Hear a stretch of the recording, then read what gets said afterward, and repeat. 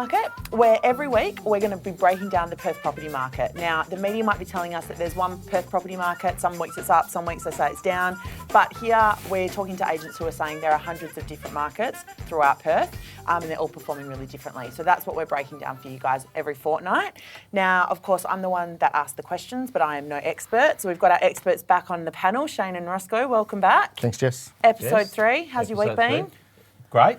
Been around the country, so been very positive. Very nice. Yeah. So Melbourne, Adelaide, back here, get a pulse of things. Melbourne, all the agents over there are a bit depressed because they said the market was diving.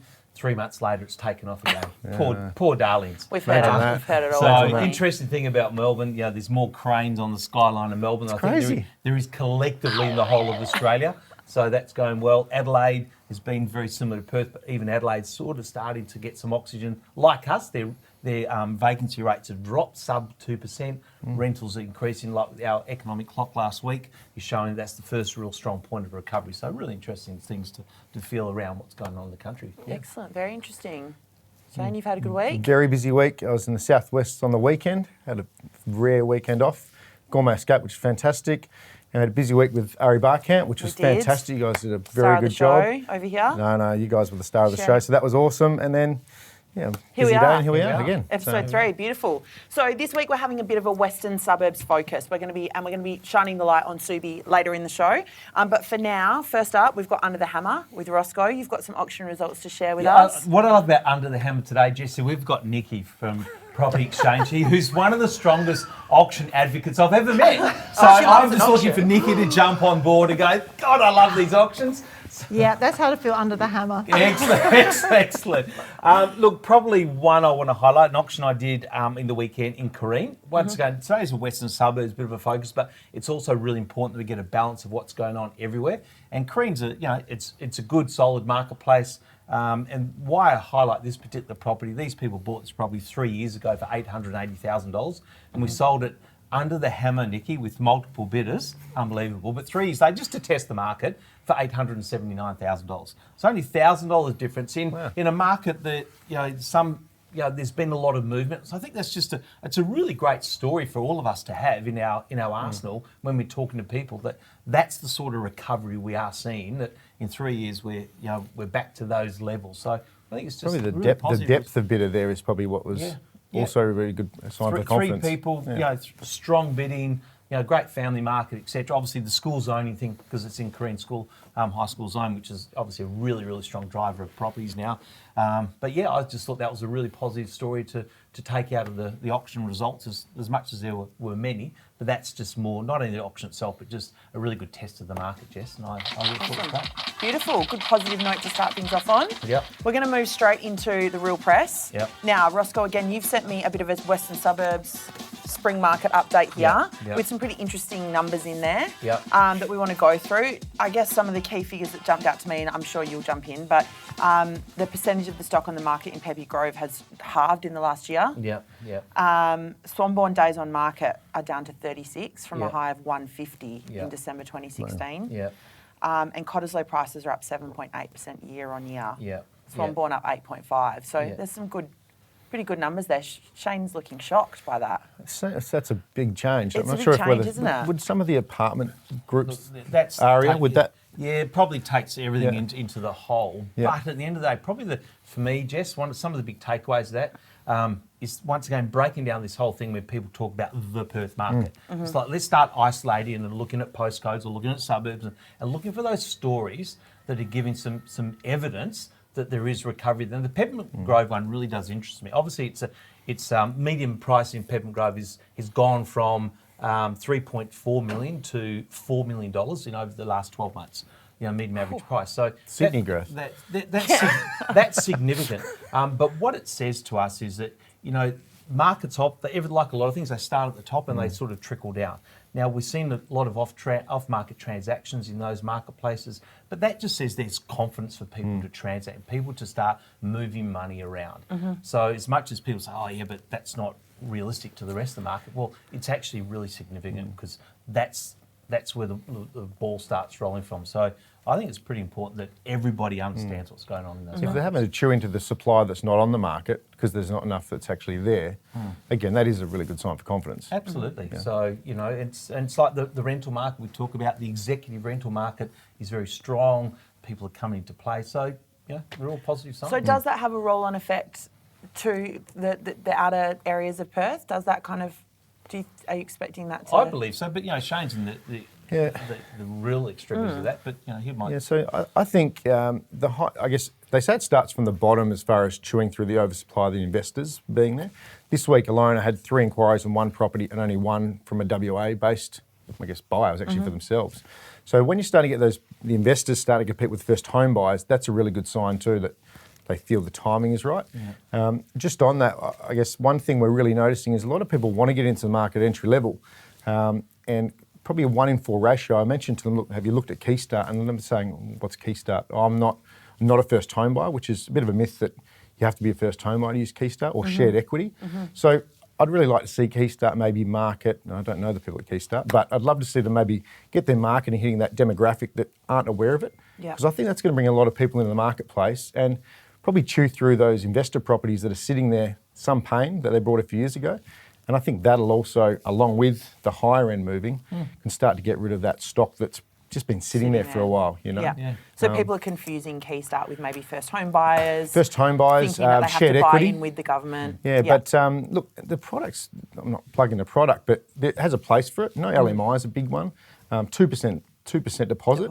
People just aren't aware of it. So I'd love to see those people that want to buy, who just don't think there's an option, be aware of it. And then, I think that really changed the marketplace. Yeah, absolutely. Yeah. Because once again, with rentals increasing, affordability, they're going to do for something what they there. have to pay in rent, they can own their own property. And some of these devices are fantastic. And there's an interesting article, was actually on Today's Show, talking about all the suburbs across Australia that it's cheaper to actually buy a property than rent. And they singled out a lot, some in Perth, 4 or 5, but there's a lot more than that. Oh, yeah. A lot more than that, definitely at the moment. So. There you go, the real press. We want to see more information about Keystart. Absolutely. Don't we? Yep. Beautiful.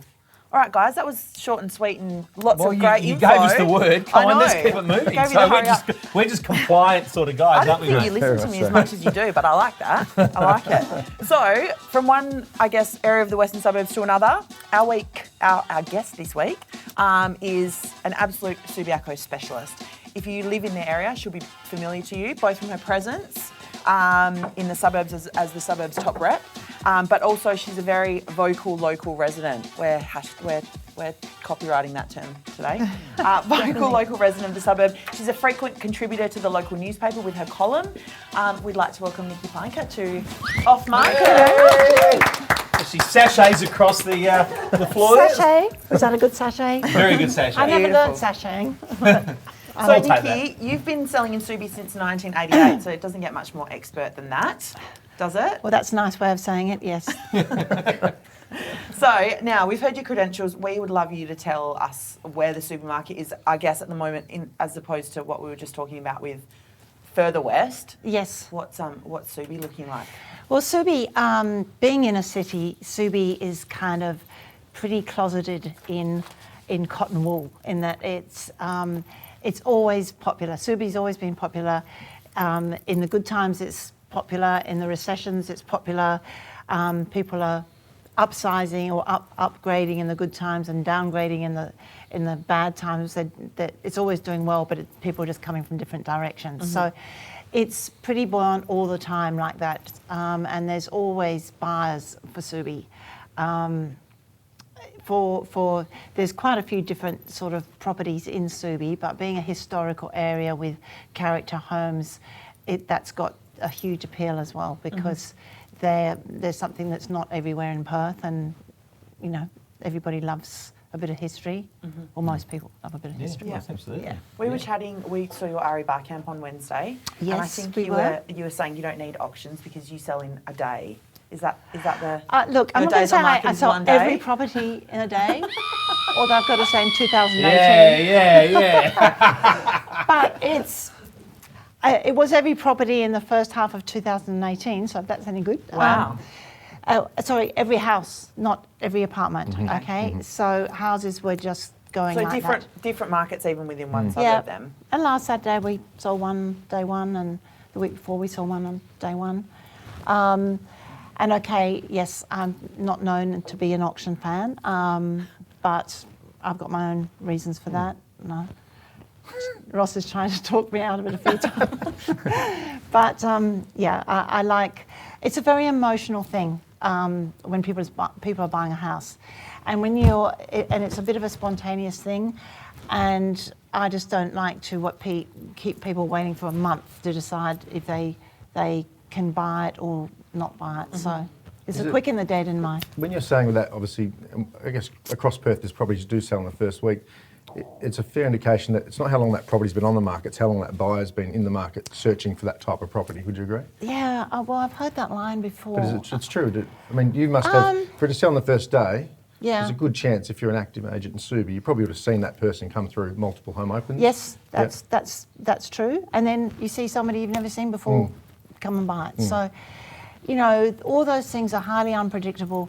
As I say to people, the only thing when you're selling a house you can do is to make it look as good as you possibly can and put it out there to the market and not restricted in any way, shape or form. So we do most of our work before it goes on the market, and that's sometimes months' work to get a quick result when it does go on the market. I have heard people mention that, Niki, that which all credit to you, is it's almost, I mentally think about like a slingshot effect.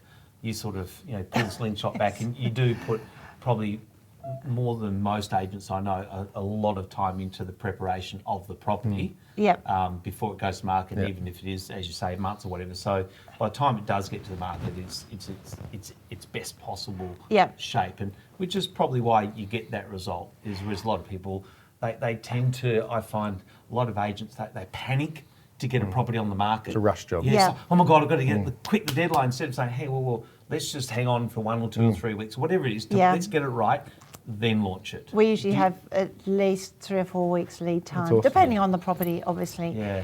But to me, that's a huge priority in my frame of thinking. We'll say 20 plus years to learn the process to sell a property in a day. Yeah, look, I won't say it took me all that time, but close to. I learned very, very early on that because people don't actually buy houses, they buy looks, they buy emotions, they buy, if you can get all the senses reacting in a positive way, people often buy houses that there's nothing like what they thought they were looking for, but you ask them why they bought that. You thought you didn't want a busy road, and they go, I know, but I just walked in, it just felt right. So we try and make every house we sell feel right to every buyer. Yeah. I'm interested really quickly in Subi as a whole and as a I guess a township almost. Yeah. There's been lots, in the last few years about Subi, the retail rental prices and how that's kind of affecting the vacancy rate. Yeah. Does that affect the property market? To a point, yes, but I don't think that's just for Subi. That's happening in every suburb, and Mount Lawley's probably. Mount Lawley's suffering the same way. Yeah. So I wouldn't say it may have some effect, but they're not totally associated in that way. A lot of good things were taken out of Subi, which used to be incredibly vibrant before they took all those main attractions, which the main attractions were the markets and the movies and the quirky little shops and the eclectic sort of feel of Subi. Was a huge attraction. Now, a lot of those things were taken away and never replaced, and then they wonder why no one comes to Subi anymore.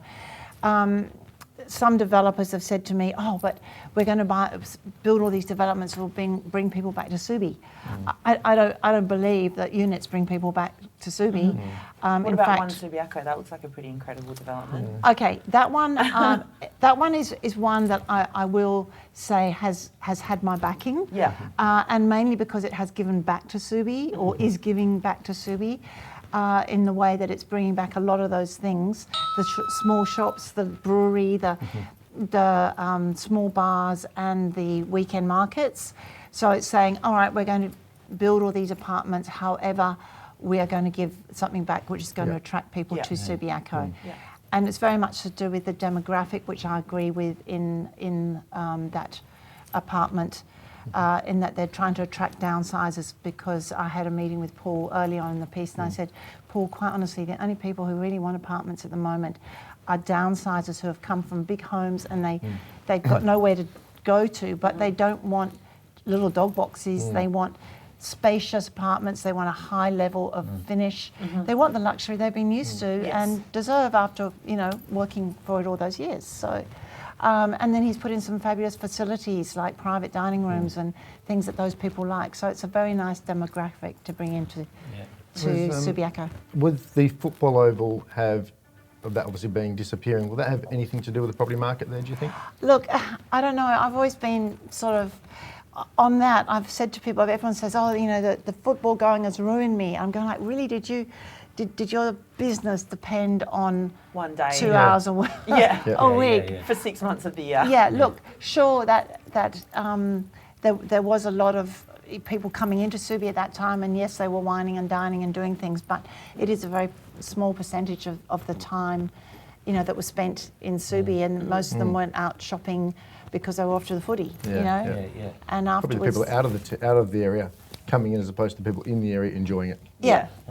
absolutely. So I don't know. Jury's out with me a bit on how that's really affected. What about as the unofficial mayor of Subiaco? I'm anointing you. What are they doing with that site? I would never take that job. What are they doing with the site? With the site? Yeah. It's being developed. Obviously, the school's right there beside it. Yeah. That's the south? This is east. Subiaco East. Okay, yeah. So they pretty much demolished the whole. I was going to say the oval. You can't demolish an oval, can you? Stadium. And they're going to be apartments, and they're sort of turning it into a sort of a fancy precinct. Not unlike what they've done to my Sleepy Hollow in Claremont, around the Claremont Oval there, where there's now 850 apartments. So it's, I got told off for saying units, so I had to think about Very that. polite. Condominiums. Condos, Condos, that's it. But no, there's going to be apartments there, and then there's a little bit of, push and shove about who's going to get to use the oval. It was meant to be public open space, but now they're saying the school's going to have it between all the daylight hours or something. So you can play on it after school. That's why you don't want to be the mayor. No, I don't. She just wants to annoy the mayor. No. Someone's got to poke the bear. Yeah, that's right. Poke the mayor or the bear? Get more done. True. But This is Steph Dobro's thing. You get more done being an outsider.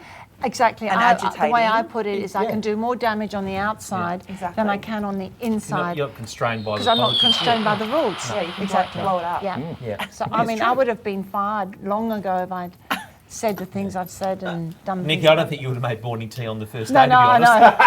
I'm quite aware of that, and I'm very happy about it. Beautiful. Any final questions for our Subiaco Hood highlight? Yeah, look, I have, Niki. Look, once again, coming back to, we're all looking for confidence. Where do we all think next year's heading and so forth? And Subi is literally the epicentre of Perth almost. Isn't it? What's your feeling? About next year? Look, I think there's a lot of good things coming back into Subi that haven't been there for a while. The Blackburn development is definitely part of that, but that's like two years away, so that's not going to have an impact straight away. But you've got the Subi taken over by these guys who are going to. I'm not sure, but they've got a very good track record of restoring and turning things around. So I'm hoping that has a new buzz to it. You've got the movie theatres, which we haven't had for 8 years or something, 10 years. Coming back, we've got the new boutique hotel in Hay Street, and the Witch's Cauldron, which has been taken over. That's exciting. What are they doing? It's exciting, except I did go there last night. I didn't think they quite finished it or quite ready to open, but that's beside the point. I'm sure it'll be something really great. But all these good things coming back are certainly going to create some activity. But I do definitely think there's things that have to be done around the retail shops.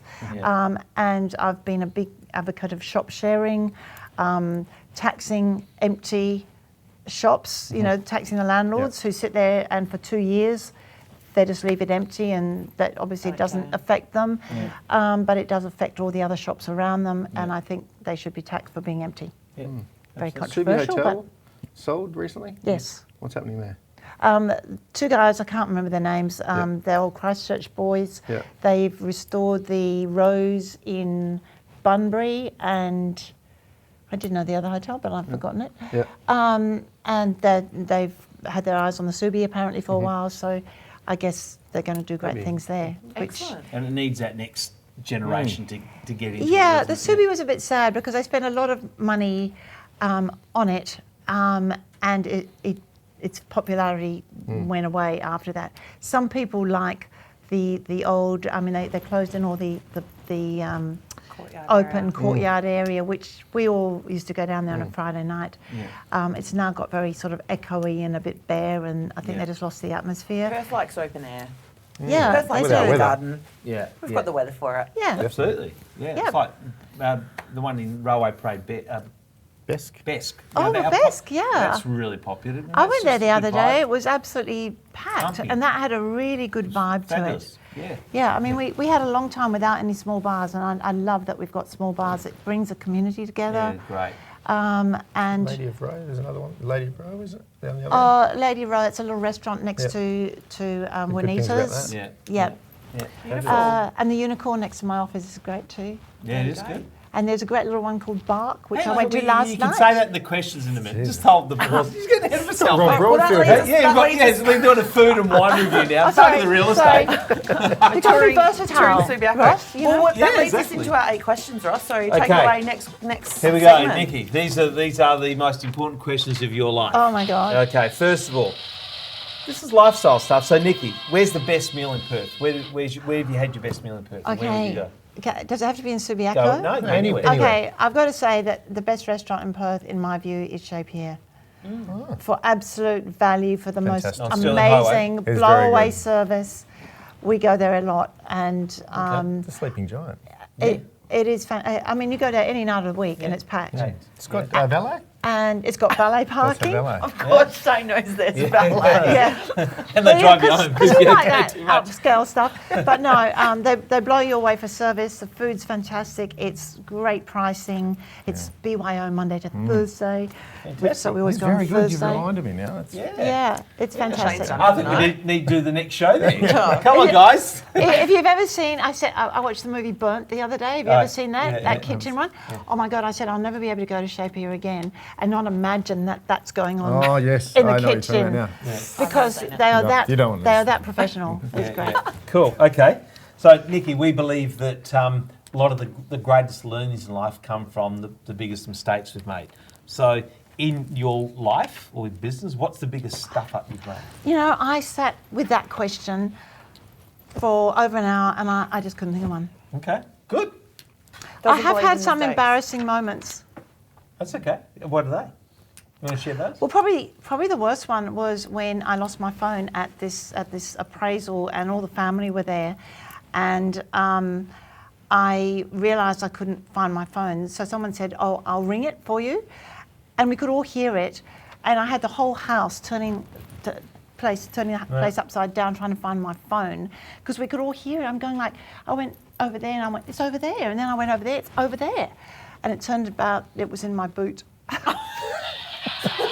Explains As in the boot, explains why it not was your everywhere. car boot, as in your boot in your foot boot. Boot, it's gone down my boot. It's not on vibrate. Should have vibrate. Chris, no. Chris, we need to zoom in on the boot. No, I've changed. Not these boots, but some other boots the I boot. had. Okay. Right. A sort of mistake. Yeah, It's exactly. not, one of the stuff up. Yeah, but okay. All right, number 3. 3 things you wouldn't leave home without, Nikki. What wouldn't you leave home without? Okay, well, these days, I wouldn't leave home without my clothes. Oh, these These days. days, meaning? She used to run restaurants and, Well, once upon a time, I could get away with something very... Anyway. Scam. That's So I one. swear phone was coming then, And, and it just didn't come. I couldn't leave home without my contact lenses because that would be... yeah. That'd be bad. Yeah. That'd be bad. And then my handbag with the whole world in it, so everything else... Yeah. Life. Yeah, Handbag. that's Yeah. probably pretty Yeah, cool. normal. Just imagine you walking down the street with nothing but your handbag. Yeah, well, I'd be covered for most things, but not for what I'd Mate, need. I had that in Main Street in Osborne Park about a month ago. What, I was walking driving naked? down Main Street and I saw this lady walking up the road and I thought, it's a really interesting coloured outfit she's got on. Got closer to plug it and she was absolutely coloured? stark naked. What? Like, Really? not a bean That with a on. bag? Nothing. Zero. Not she a have the bag. bag? I bet she was younger And she than I was, wasn't. though. She was walking. She's carrying a handbag and she had contacts looking, in. and I went, okay, you got everyone's attention. Like, not a bean.